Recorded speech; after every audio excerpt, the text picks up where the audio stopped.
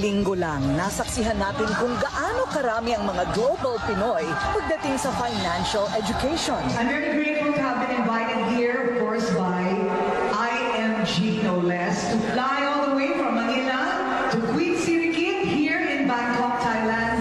Higit sa 8,000 Filipino financial educators lang naman ang lumipad para sa International Convention ng IMG sa Queen Sirikit sa Bangkok, Thailand. Dito ko nakilala ang financial educator at pinakabatang milyonaryo ng IMG, ang 28-year-old at dating seaman na si Dave Vallejos.